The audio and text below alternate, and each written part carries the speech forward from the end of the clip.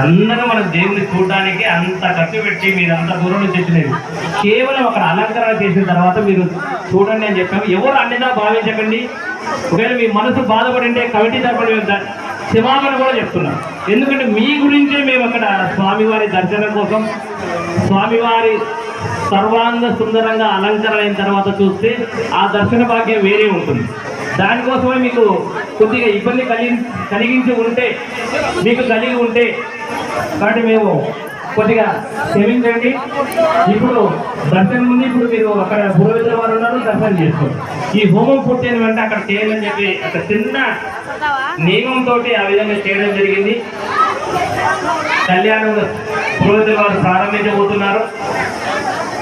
అభిజిత్ లగ్నం నందు స్వామివారి కళ్యాణం నిర్వహిస్తున్నాం. సహజంగా మనం మన బంధువుల పెళ్లి కానీ, మన ఇంట్లో పెళ్లి కానీ, మన పిల్లల పెళ్లి కానీ మనం మన శక్తి మీద నిర్వహించుకుంటుంటాం.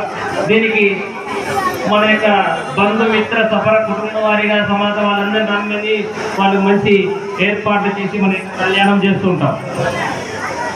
దీనికి ఆ యొక్క భగవంతుని ఆశీర్వాదం కూడా కోరుతుంటాం. అయితే ఈ రోజు జరుగుతున్నటువంటి కళ్యాణం అంతా కూడా మనం చాలా పుణ్యాత్ములము. ఎందుకంటే ఒక దేవుడి యొక్క కళ్యాణం మనందరూ నిర్వహిస్తున్నాం, కన్నులారా ఎక్కిస్తున్నాం. ఇది అందరికీ తగ్గే పుణ్యం కాదు. ఎందుకంటే ఒక దేవుడి యొక్క కళ్యాణం మనం కూడా సఫలమై